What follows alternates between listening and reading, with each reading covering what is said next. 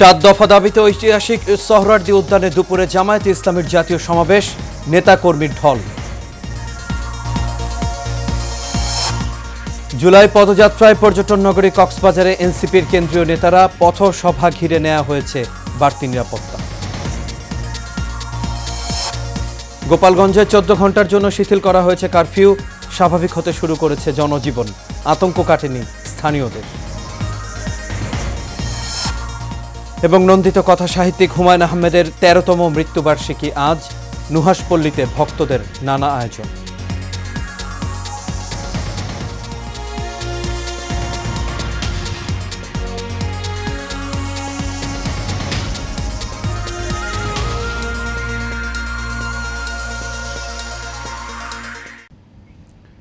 সবাইকে স্বাগত এশিয়া নিউজে। দর্শক, পুরো সংবাদ জুড়ে আপনাদের সঙ্গে আছি আমি আনোয়ার রাজ। এতক্ষণ শুনছিলেন বিআরবি কেবল ইন্ডাস্ট্রিজ লিমিটেড সংবাদ শিরোনাম।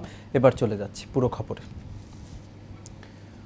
অবাধ, সুষ্ঠু, নিরপেক্ষ, শান্তিপূর্ণ নির্বাচন অনুষ্ঠানে লেভেল প্লেয়িং ফিল্ড নিশ্চিতকরণ, সব গণহত্যার বিচার এবং জুলাই সনদ ও ঘোষণাপত্র বাস্তবায়ন সহ 7 দফা দাবি আদায়ের লক্ষ্যে রাজধানীর ঐতিহাসিক সোহরাওয়ার্দী উদ্যানে আজ সমাবেশ করছে জামায়াতে ইসলামী। এরই মধ্যে দলটির নেতাকর্মী ও সমর্থকরা সমাবেশ স্থলে উপস্থিত হয়েছেন। একই সাথে সোহরাওয়ার্দী উদ্যানের বাইরে জামায়াতের হাজার হাজার নেতাকর্মী অবস্থান করছে। শুক্রবার রাত থেকে দেশের বিভিন্ন জেলা হতে বাস, ট্রেন ও লঞ্চে করে আসা নেতাকর্মীরা রাজধানীতে এসে মিছিল সহকারে সমাবেশ স্থলে প্রবেশ করেন। অনেকেই রাত থেকে সোহরাওয়ার্দী উদ্যানে অবস্থান করছেন।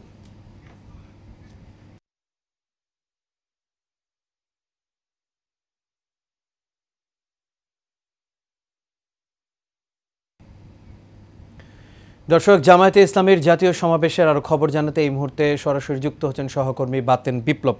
বাতেন, আশা করি আপনি আমাকে শুনতে পাচ্ছেন। বাতেন, আপনি এখন তেজগাঁ এলাকাতে আছেন, তো জামায়াতে ইসলামীর সমাবেশে নেতাকর্মীদের উপস্থিতি কেমন দেখছেন এবং আইন শৃঙ্খলা বাহিনীর তৎপরতাই বা কেমন দেখতে পাচ্ছেন আপনি?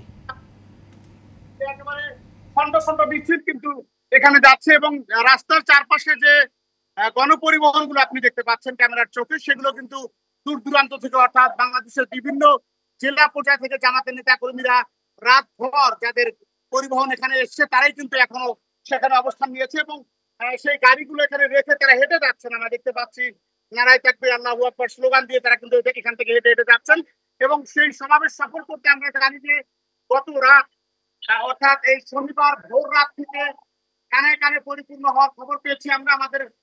আমাদের সহকর্মীরা সেখানে রয়েছেন, সেখানে অবস্থান করতে এবং সেখান থেকে আমরা কানে কানে পরিপূর্ণ যে সোহরাওয়ার্দী উদ্যান সেটি কিন্তু এর মধ্যে আমরা জেনেছি। এবং এখানে আমি যদি আপনাকে দেখাতে চাই, পুরো রাস্তার চারদিকে যে গাড়িগুলো রয়েছে প্রত্যেকটিতে আমরা ব্যানার দেখতে পেয়েছি জাতীয় মহাসমাবেশ এবং সেখানে লেখা রয়েছে জাতীয় সমাবেশ 2025 বাংলাদেশ জামায়াতে ইসলামী। বিভিন্ন ইউনিটের নাম সেখানে কিন্তু তারা লিখে রেখেছেন এবং আমরা যেমনটি দেখেছি যে সোহরাওয়ার্দী উদ্যান শুধু নয়, তার চারপাশে যে এলাকাগুলো রয়েছে, বিশেষ করে শাহবাগ, পল্টন এবং আজিমপুর, নীলক্ষেত থেকে শুরু করে যে এলাকাগুলো রয়েছে, সে প্রত্যেকটা এলাকা আমরা দেখেছি যে হাজার হাজার নেতাকর্মীদের ভিড়। তারা কিন্তু মূল যে ময়দান বাংলাদেশ জামাত ইসলামের সেই জাতীয় সমাবেশ, সেই সমাবেশের ময়দান থেকে কিন্তু হাজার হাজার নেতাকর্মী বাইরেও অবস্থান নিয়েছে। আমরা তাদের যে 7 দফা দাবি, সেই দাবি এর মধ্যে আপনি বলেছেন যে আসলে প্রথম দাবি হচ্ছে জুলাই গণহত্যার যে গণহত্যা হয়েছে সেই গণহত্যার বিচার, এবং দ্বিতীয় দাবি তারা করেছেন যে জুলাই সনদ ঘোষণা করা, এবং তৃতীয় দাবি সেখানে রয়েছে যে পিআর পদ্ধতি রয়েছে বাংলাদেশ জামাত ইসলামী, যেটি নিয়ে প্রপোর্শনাল রিপ্রেজেন্টেশন নিয়ে যে দ্বন্দ্ব বা তর্ক চলছে, সেই তর্কের আজকে ফয়সালা হওয়ার জন্য তারা 7 দফা দাবি দিয়েছে এবং সেই 7 দফা দাবির পক্ষে তারা কথা বলবেন। সেখানে প্রবাসীদের ভোটের অধিকার নিশ্চিত করার বিষয় রয়েছে, লেভেল প্লেইং ফিল্ডের কথা বলা হয়েছে এবং সর্বোপরি বাংলাদেশের মানুষের যে প্রত্যাশার জায়গা জুলাই সনদ, সেই বিপ্লবের একটি স্বীকৃতি, সেই স্বীকৃতির বিষয়টি কিন্তু এই 7 দফা দাবির মধ্যে রয়েছে। এবং আমি রাজ আপনাকে জানিয়ে রাখি যে আজকে এই সমাবেশ উপলক্ষে কিন্তু অনেক আগে থেকেই বাংলাদেশ জামাত ইসলামের নেতা কর্মীরা প্রস্তুতি নিয়েছিল এবং ঢাকা শহরে, বিশেষ করে রাজধানীর এই সমাবেশ উপলক্ষে 20,000 নেতা কর্মী ঢাকার বিভিন্ন জায়গায় তারা দায়িত্ব পালন করছেন যাতে কোনো ধরনের বিশৃঙ্খলা না ঘটে। এরপর আমরা দেখেছি যে রাজধানীর বিভিন্ন স্থানে সাধারণ মানুষের কিছুটা দুর্ভোগ হয়েছে, কেননা পুরো ঢাকাই বলা যায় একেবারে স্টাক হয়ে গেছে আমাদের জাতীয় মহাসমাবেশের কারণে। সে কারণে কিন্তু কিছুটা দুর্ভোগ, বিশেষ করে হাসপাতালগুলোতে রোগীদের কিছু দুর্ভোগ আমরা দেখতে পেয়েছি এবং সাধারণ মানুষ যারা নির্ধারিত গন্তব্যে ছুটে যাওয়ার আজকে খুবই জরুরি ভিত্তিতে বেরিয়েছে, তারাও কিন্তু গন্তব্যে পৌঁছাতে বেশ সময় লেগেছে। কাজে ছিল আমার কাছে বাংলাদেশ জামাত ইসলামের জাতীয় সমাবেশ 2025-এর সবশেষ খবর। সমাবেশ স্থলের প্রায় 5 কিলোমিটার দূর, অর্থাৎ তেজগাঁ থেকে। রাজ। জি বাতেন, আপনাকে অসংখ্য ধন্যবাদ। দর্শক, আমাদের সঙ্গে জামায়াতে ইসলামের যে সমাবেশ সেই খবর নিয়ে রাজধানীর তেজগাঁও অঞ্চল থেকে যুক্ত হয়েছেন সহকর্মী বাতেন বিপ্লব। চলে যাচ্ছি পরবর্তী খবরে। এদিকে জুলাই পদযাত্রা কর্মসূচির অংশ হিসেবে আজ কক্সবাজারে পদযাত্রা ও পথসভা করছে জাতীয় নাগরিক পার্টি এনসিপি। এরই মধ্যে কক্সবাজারে পৌঁছেছেন এনসিপির কেন্দ্রীয় নেতারা। সকাল থেকে কক্সবাজারের বিভিন্ন স্থান থেকে মিছিল নিয়ে সমাবেশ স্থলে আসতে শুরু করেছে স্থানীয় নেতাকর্মীরা। কক্সবাজারের কেন্দ্রীয় বাস টার্মিনাল থেকে পদযাত্রা শুরু করে পাবলিক লাইব্রেরির শহীদ দৌলত মাঠে পৌঁছে পথসভা অনুষ্ঠিত হবে। এরপর কেন্দ্রীয় নেতারা ফেরার পথে চকরিয়া, ঈদগাঁও ও রামুতে জনগণের সাথে কুশল বিনিময় এবং লিফলেট বিতরণ করবেন। এরপর বান্দরবানে যাবেন নাহিদ, আক্তার, সার্জিস ও হাসনাতরা। এদিকে এনসিপির পদযাত্রা ও পথসভা ঘিরে কক্সবাজারে জোরদার করা হয়েছে নিরাপত্তা ব্যবস্থা। দর্শক, কক্সবাজার থেকে এনসিপির কর্মসূচির সবশেষ খবর জানিয়েছেন সহকর্মী শেখ সেলিম। দর্শক, আমি এখন আছি কক্সবাজারের কেন্দ্রীয় বাস টার্মিনালে। এই ইতিমধ্যে আপনারা জেনেছেন জাতীয় নাগরিক পার্টি কর্তৃক আয়োজিত আজকের এই 19 জুলাই কক্সবাজার পাবলিক শহীদ দৌলত ময়দানে একটি সমাবেশের তারা জুলাই পদযাত্রা এবং একটি সমাবেশের তারা ডাক দিয়েছে। সে তার প্রেক্ষিতে কক্সবাজার আজকের এই কেন্দ্রীয় বাস টার্মিনাল থেকে তারা পদযাত্রা শুরু করে কেন্দ্রীয় নেতৃবৃন্দ সহ একটি বিশাল শোভাযাত্রা নিয়ে তারা পাবলিক লাইব্রেরির মাঠে পৌঁছাবেন বলে আমাদেরকে তেমনটি জানিয়েছেন। ইতিমধ্যে কেন্দ্রীয় কমিটির নেতৃবৃন্দরা নাহিদ ইসলামের নেতৃত্বে তারা এসে পৌঁছেছেন এবং আজকের যে পদযাত্রা এবং সমাবেশ, সেই সমাবেশে কক্সবাজারের বিভিন্ন উপজেলা থেকে এবং শহরের অলিগলি থেকে নেতা কর্মীরা জড়ো হতে শুরু করেছে। এবং আমরা আইন শৃঙ্খলা সাথে যেটি জানতে পেরেছি, আইন শৃঙ্খলা বাহিনী, পুলিশ, র্যাব সহ এবং গোয়েন্দা সংস্থা সহ সকলেই সজাগ রয়েছেন এবং সতর্ক রয়েছেন বলে যেমনটি আমাদেরকে তারা জানিয়েছেন। তারা যেটি জানিয়েছেন, আজকের এই সমাবেশ থেকে তারা জুলাই সনদ বাস্তবায়ন এবং নতুন বাংলাদেশের যে সংস্কার কার্যক্রম এবং এই যে জুলাই শহীদ এবং আহত পরিবারের যে আকুতি, তাদের যে বিচার কার্যক্রম, সেই বিচার কার্যক্রমকে তারা ত্বরান্বিত করার জন্য এবং বিচার কার্যক্রমকে তারা বাস্তবায়নের লক্ষ্যে আজকে এই সমাবেশ এবং সকল পর্যায়ের নেতৃবৃন্দ সহ সকল রাজনৈতিক দল সহ সর্বস্তরের জনসাধারণকে সাথে নিয়ে আজকের এই জাতীয় নাগরিক পার্টি সমাবেশে তারা সবাইকে আহ্বান জানাবেন নতুন বাংলাদেশের যে সংস্কার কার্যক্রম এবং নতুন বাংলাদেশের যে জুলাই সনদ বাস্তবায়ন, সেই স্পিরিটকে ধারণ করে যাতে নতুন বাংলাদেশ বিনির্মাণ করা যায়, সেই আহ্বানটুকু তারা জানাবেন বলে আমাদেরকে তেমনটি জানিয়েছেন। এই ছিল আমার কাছে কক্সবাজারের সর্বশেষ পরিস্থিতি। জাতীয় নাগরিক পার্টি এনসিপির সমাবেশকে কেন্দ্র করে গোপালগঞ্জে দফায় দফায় হামলা সংঘর্ষের পর জারি করা কারফিউ আজ রাত 8টা পর্যন্ত শিথিল করা হয়েছে। শুক্রবার রাতে গোপালগঞ্জের জেলা প্রশাসক মোহাম্মদ কামরুজ্জামান এই বিষয়টি নিশ্চিত করেন। আজ ভোর 6টা থেকে রাত 8টা পর্যন্ত শিথিল থাকবে কারফিউ শিথিলের পর স্বাভাবিক হতে শুরু করেছে জনজীবন। রাস্তাঘাট ও বাজারে বাড়ছে লোক সমাগম, চলাচল শুরু করেছে গণপরিবহনও। পুলিশের উপর হামলা, গাড়িতে ভাঙচুর ও অগ্নিসংযোগ এবং রাষ্ট্রবিরোধী কার্যকলাপে জড়ানোর অভিযোগে সর্বমোট 3টি মামলা দায়ের করা হয়েছে। এসব মামলায় নামসহ ও অজ্ঞাতনামা 2357 জনকে আসামি করা হয়েছে। এখন পর্যন্ত আইনশৃঙ্খলা রক্ষাকারী বাহিনী অভিযান চালিয়ে 164 জনকে গ্রেপ্তার করেছে। নন্দিত কথাসাহিত্যিক হুমায়ুন আহমেদের 13তম মৃত্যুবার্ষিকী আজ। 2012 সালের এই দিনে যুক্তরাষ্ট্রে চিকিৎসাধীন অবস্থায় মৃত্যুবরণ করেন তিনি। মৃত্যুবার্ষিকী উপলক্ষে আজ নুহাশপল্লীতে থাকছে নানা আয়োজন। গতকাল রাতেই 2 ছেলে নিনিত ও নিশাদকে সাথে নিয়ে নুহাশপল্লীতে এসেছেন লেখকের স্ত্রী মেহের আফরোজ শাওন। সকাল থেকে দেশের বিভিন্ন প্রান্ত থেকে নুহাশপল্লীতে আসতে শুরু করেছে লেখকের ভক্তরা। পাশাপাশি বিভিন্ন লেখক ও কবিদেরও আসতে দেখা গেছে। লেখকের জন্মস্থান সহ সারা দেশেই থাকছে হুমায়ুন ভক্তদের নানা অনুষ্ঠান। স্বাধীন দেশে 1972 সালে প্রথম উপন্যাস নন্দিত নরকে প্রকাশের পরপরই হুমায়ুন আহমেদের খ্যাতি ছড়িয়ে পড়ে।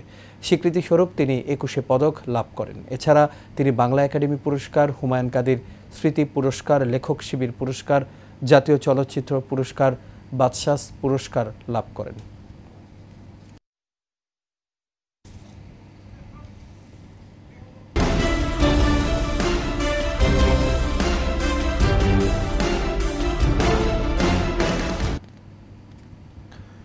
জুলাই গণঅভ্যুত্থানে নিহতদের স্মরণে ও আহতদের সুস্থতা কামনায় গাজীপুরের কালিয়াকৈরে মৌন মিছিল করেছে বিএনপি ও অঙ্গ সংগঠন। শুক্রবার বিকেলে ঢাকা-টাঙ্গাইল মহাসড়কে এই মিছিলে অংশ নেন পৌরসভার ৬ নম্বর ওয়ার্ড বিএনপি।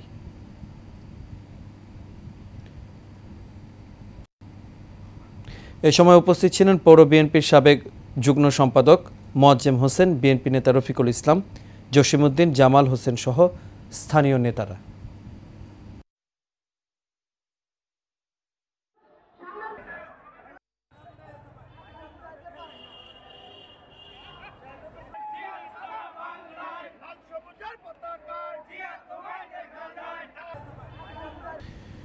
নারায়ণগঞ্জের সোনারগাঁও উপজেলার বরগাঁও এলাকায় একটি ব্রিজ ভেঙে বন্ধ রয়েছে যান চলাচল। এতে করে ওই এলাকায় একটি উচ্চ বিদ্যালয়, কলেজ, মাদ্রাসা ও প্রাথমিক বিদ্যালয়ের শত শত শিক্ষার্থী ও ২০ গ্রামের কয়েক লাখ লোক যাওয়ার একমাত্র এই পথটি বন্ধ হয়ে গেছে, যে কারণে প্রায় ২ কিলোমিটার ঘুরে অন্য একটি বিকল্প কাঁচা রাস্তা দিয়ে যাতায়াত করতে হচ্ছে।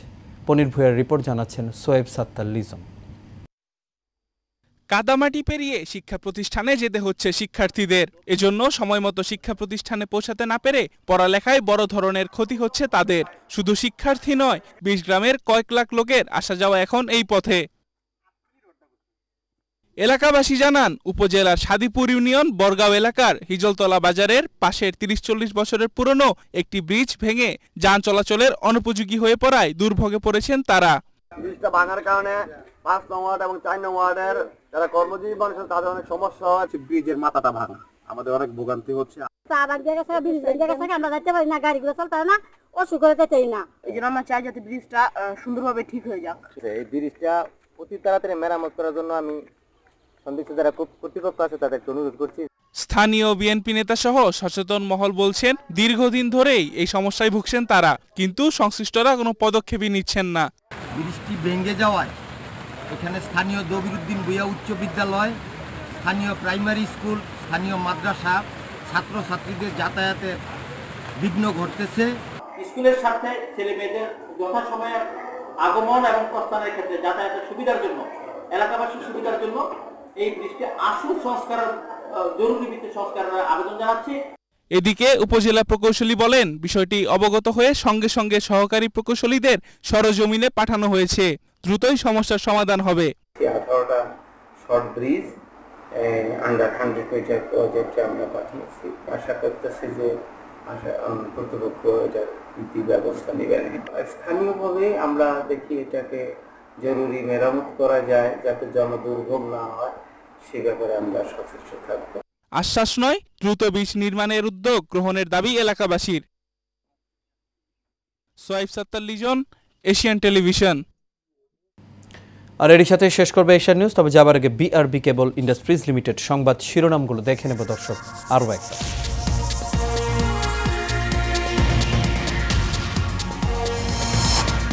৭ দফা দাবিতে ঐতিহাসিক সোহরাওয়ার্দী উদ্যানে দুপুরে জামায়াতে ইসলামীর জাতীয় সমাবেশ, নেতাকর্মীর ঢল। জুলাই পদযাত্রায় পর্যটন নগরী কক্সবাজারে এনসিপির কেন্দ্রীয় নেতারা, পথসভা ঘিরে নেওয়া হয়েছে বাড়তি নিরাপত্তা। গোপালগঞ্জে 14 ঘন্টার জন্য শিথিল করা হয়েছে কারফিউ, স্বাভাবিক হতে শুরু করেছে জনজীবন, আতঙ্ক কাটেনি স্থানীয়দের। এবং নন্দিত কথা সাহিত্যিক হুমায়ুন আহমেদের 13তম মৃত্যুবার্ষিকী আজ, নুহাশপল্লীতে ভক্তদের নানা আয়োজন।